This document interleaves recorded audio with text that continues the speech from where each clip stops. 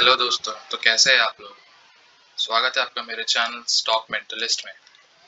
आज हम बात करने जा रहे हैं एक ऐसे स्टॉक के बारे में। आपने देख लिया होगा स्क्रीन पे, थंबनेल पे, कि उसके एएसएम लिस्ट को निकल के यहाँ पे क्या न्यूज़ निकल के आ रही है ना। और यहाँ पे जो लेटेस्ट न्यूज़ है एएसएम लिस्ट को लेके, वो मैं डिस्कस करने वाला हूँ। और डिस्कस करने वाला हूँ ये स्टॉक के बारे में जिसका टारगेट प्राइस एक फंड हाउस ने काफ़ी ज़्यादा दिया है। जिस हिसाब से यहाँ पे लास्ट वीक में अप एंड डाउन हुए हैं, मतलब अपर सर्किट लोअर सर्किट लगा है, तो बहुत ज़्यादा मार्केट फ्लक्चुएशन के बीच जो है यहाँ पे रिटेल इन्वेस्टर्स पैनिक हो गए थे। मैंने ऑलरेडी वीडियो बनाया है इसके ऊपर, आप अगर देखना चाहते हो तो आप जाके देख सकते हो एफिल इंडिया के बारे में। काफ़ी ज़्यादा यहाँ पे वीडियोस बनी हुई हैं और भी इंपॉर्टेंट न्यूज़ निकल के आ रही थी इन्फोसिस, टीसीएस, अवेन्यू सुपरमार्ट्स के रिगार्डिंग, तो आप वो वीडियोस देख सकते हो फॉर योर इन्फॉर्मेशन।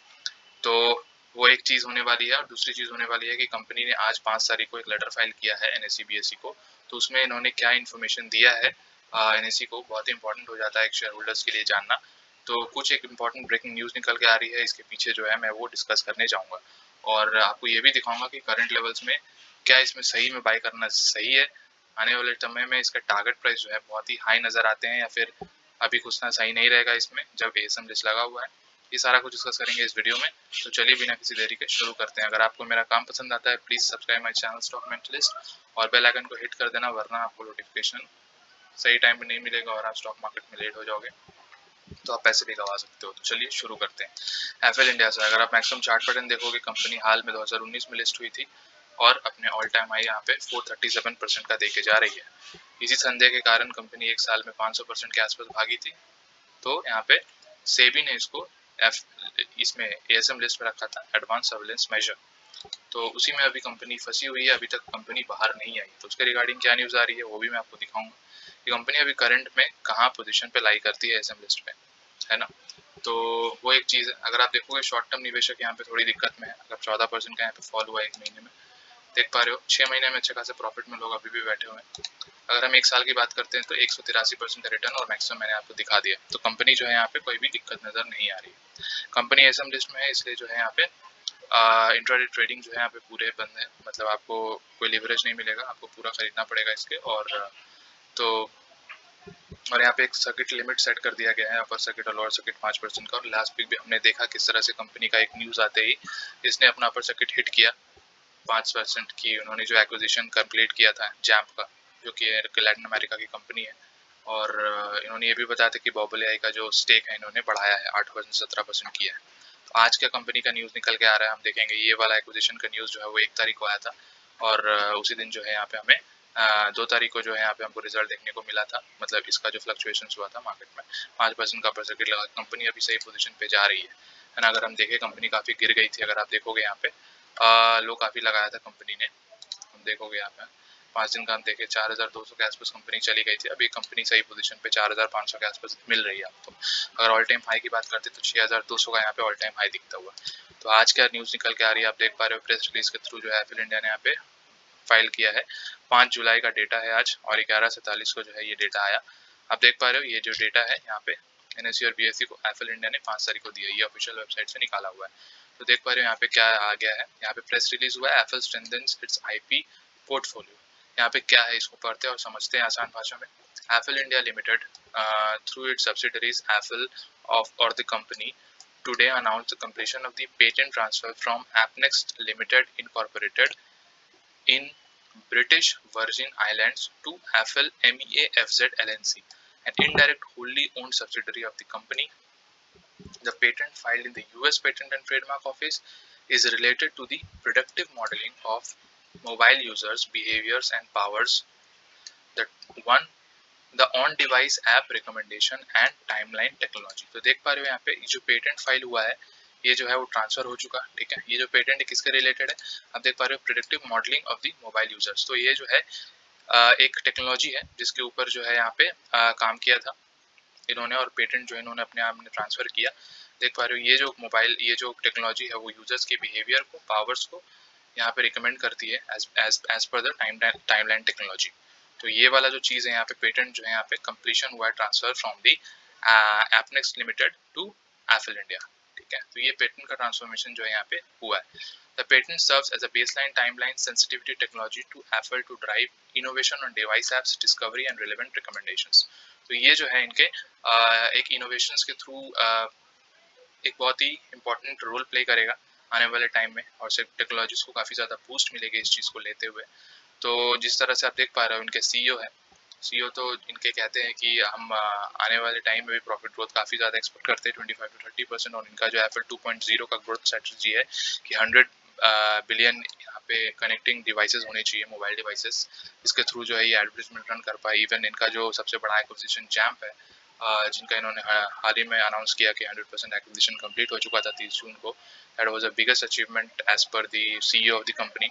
और उनका कहना है कि हम इसके थ्रू जो है लैटिन अमेरिका और जितने भी डेवलप्ड यूएस मार्केट्स हैं, चाहे वो नॉर्थ अमेरिका हो, यूएस हो, यूरोप हो, डिफरेंट कंट्रीज़ में हम अपना जो है यहाँ पे पकड़ बनाने की स्टार्टिंग यहाँ पे हो चुकी है। तो कंपनी जो है यहाँ पे काफ़ी ज़्यादा यहाँ पे नज़र आती है कि अपने फ्यूचर को लेके काफ़ी ज़्यादा प्रॉमिसिंग नज़र आती है। और अगर आप स्टॉक मार्केट में इस सब चीज़ों में दाव नहीं खेलोगे तो फिर दिक्कत है, क्योंकि इनके जो फाइनेंशियल्स नज़र आते हैं वो काफ़ी ज़्यादा इंपॉर्टेंट नज़र आते हैं। अगर फाइनेंशियल्स की हम बात करें तो इनके हर क्वार्टर में रेवेन्यूज़ जो है वो डबल हो रहे हैं as compared to the previous quarter, और कंपनी जो है काफ़ी अच्छा ग्रोथ प्रॉमिस देते हुए कंपनी नज़र आती है इनके फाइनेंशियल्स की अगर हम बात करें तो कंपनी की ये वाली एक न्यूज़ निकल के आ रही है। और कंपनी में जो न्यूज़ निकल के दूसरी आ रही है वो ये देख पा रहे हो, एनईसी के डेटा है यहाँ पे, कंपनी को एप्पल इंडिया को यहाँ पे रखा गया एएसएम लिस्ट में, सर्विलेंस में, और वो कौन से स्टेज में यहाँ पे नजर आ रहा है, लॉन्ग टर्म एएसएम स्टेज 4। मतलब यहाँ पे सर्विलेंस मोड जो होते हैं वो दो तरीके के होते हैं। अगर हम इसको समझने की कोशिश करें इस स्क्रीनशॉट से, तो यहाँ पे समझ में आ रहा होगा आपको कि एएसएम लिस्ट की जो कैटेगरी होती है वो दो होती है, एक होती है शॉर्ट टर्म और एक होती है long term. Short term framework जो होता है यहाँ पे आप देख पा रहे हो, यहाँ पे 2 फेजेस का होता है यहाँ पे, जिसमें हर फेज में जो है वो 7 दिन रखा जाता है स्टॉक को, और देखा जाता है, एनालाइज किया जाता है कि स्टॉक में कुछ इन मतलब यहाँ पे आशंका तो नहीं नजर आ रही है, मतलब कुछ गलत टाइप से ट्रेडिंग तो नहीं चल रही है यहाँ पे, या फिर कोई ऐसी एक्टिविटी चल रही है जो संदेह वाली हो, तो इन सब को सेबी जो है वो जांच करती है। और लॉन्ग टर्म कैटेगरी में लॉन्ग टर्म कैटेगरी में अगर स्टॉक जो है वो रहता है तो अब पहले 60 दिन के लिए स्टॉक को रखा जाता है, और फिर फेज वाइज जो है एक एक हफ्ते में उसको मॉनिटर किया जाता है। मतलब एक हफ्ते जो है फेज 1 में रखा जाएगा और मॉनिटर किया जाएगा। अगर स्टॉक में मतलब उसके डिलीवरी पैटर्न में या फिर कोई ऑपरेटर जो है वहाँ पे खेल खेलता है, वहाँ पे समझ में आता है उसको, सेबी को ऐसा कुछ लगता है, तो फिर वो जो है उसको फेज 2 में डालती है और फिर उसको एनालाइज करती है 5 दिन के विंडो में, और फिर जो है उसको थर्ड फेज में डालती है, और फिर वो फाइनली फेज 4 में आता है, जहाँ पे हमारा जो है अभी एप्पल इंडिया का स्टॉक है। तो यहाँ से फिर वो वापस जो है अपनी जर्नी करेगा। अगर मान लो कोई दिक्कत नहीं आती है तो फिर वो फेज 3 और फेज 2 और फेज 1 में जाएगा और फिर बाहर निकलेगा। अगर ऐसे ही दिक्कतें चलती रहती है, मतलब अगर सेबी को लगता है कि अभी भी इसमें दिक्कत हो रही है, तो फिर वो फेज 4 में ही रहेगा। तो ये कंपनी काफ़ी टाइम से यहाँ पे फेज 4 में नज़र आ रही है। होपफुली जो है अब इसमें ज़्यादा कुछ दिक्कतें शायद यहाँ पे सेबी को नज़र नहीं आ रही, तो ये बहुत ही जल्दी जो है, अगर मिनिमम तब भी पकड़े तो 1 में 1.5 महीने में ये कंपनी बाहर आ जानी चाहिए यहाँ से। मगर फिर भी कंपनी बहुत ही स्ट्रॉन्ग नज़र आती है। ऐसी बात नहीं है कि अगर वो एएसएम लिस्ट में डाल दी गई है तो कंपनी जो है यहाँ पे डूब जाएगी, कंपनी खत्म हो जाएगी। नहीं सर, एएसएम लिस्ट में इसलिए डाला जाता है कंपनी को क्योंकि वो कंपनी जो है वो जो लोग जो है वहाँ पे खरीद बेच कर रहे हैं उसमें कोई दिक्कत ना हो, है ना। यहाँ पे रिटेल इन्वेस्टर्स के फायदे के लिए ही जो है यहाँ पे एएसएम लिस्ट में जो है डाला जाता है कोई भी कंपनी को, ताकि उसमें जो है एक अनयूजुअल एक्टिविटी के कारण जो होता क्या है कि कुछ लोग जो है कंसेंट्रेट लोग जो हाई नेटवर्थ होते हैं वो लोग आपस में ही खरीद बेच करने से क्या होता है कि कंपनी का वॉल्यूम बढ़ जाता है, और वॉल्यूम बढ़ने से प्राइस बढ़ जाता है। तो इसको अवॉइड करने के लिए, मतलब प्राइस बढ़ने के कारण क्या होता है, फिर रिटेल इन्वेस्टर्स वहाँ पे जुटने लगते हैं और फिर प्राइस और बढ़ जाता है और फिर वो डंप करके निकल जाते हैं। तो यहाँ पे रिटेल इन्वेस्टर्स का जो पैसा है वो यहाँ पे डूब ना जाए, इसलिए जो है कंपनी इन सब में जो है नजर रखती है, क्योंकि कंपनी जो है बहुत ज़्यादा भागी है। अगर आप देखोगे 1 साल में 500% भागना है कंपनी के लिए जो है बहुत ज़्यादा यहाँ पे दिक्कत वाली बात हो जाती है कंपनी के, अगर फाइनेंशियल से टैली करे तो। लेकिन इसके फाइनेंशियल भी काफ़ी ज़्यादा जस्टिफाई करते हैं इनके रैली को। तो ऐसी कोई बात नहीं है कि ये कंपनी बुरी है, कंपनी भागी है जस्ट बिकॉज लोग इसमें इंटरेस्ट दिखा रहे थे। तो यहाँ पे कुछ बुरे लोगों को अलग करने के लिए, मतलब जो गंदा काम करते हैं, चाहे वो यहाँ पे पंप एंड डंप पॉलिसी हो या फिर कोई भी ऑपरेटर गेम चलता हो, तो उन सब चीज़ को ना करते हुए, है ना, यहाँ पे सेबी जो है एक बहुत ही बड़ी कदम ले रही है और इसको जो है एएसएम मोड में अच्छे से इसको साफ सुथरा करके जो है बाहर भेजेगी। तो फिर ऐसा कोई दिक्कत यहाँ पे होने वाला नहीं है। कंपनी बहुत ही स्ट्रॉन्ग नज़र आती है अपने पॉइंट ऑफ व्यू से, जिस तरफ से ये जो है मार्केट में अपने आर्टिफिशियल इंटेलिजेंस के थ्रू जो है कंपनी एक्विजिशन कर रही है और टारगेटेड ऑडियंस को जो है यहाँ पे अपने रीच में ला रही है। That was a very good concept of the company.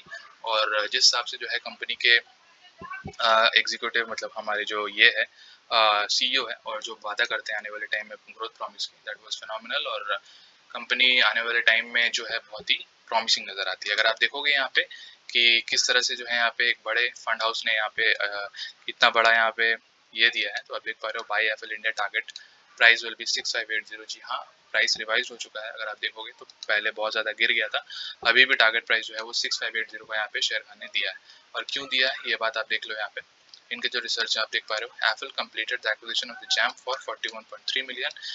This acquisition would expand its market presence in Latin America and North America. Through it would be earnings dilutive in FY 2022. Apple is confident of expanding Jamf EBITDA margin to high single digits within a year. Further, margin would improve to company levels of around 25 to 27% by FY 2024. तो जिस तरह से यहाँ पे EBITDA और इनके जो productive earnings है उनको जो है अगर डाइल्यूट कर दिया जाए, मतलब इनके जो कंसोलिडेटेड डेटा में ला दिया जाए, तो इनका जो है रेवेन्यू काफ़ी ज़्यादा बढ़ सकता है आने वाले टाइम में।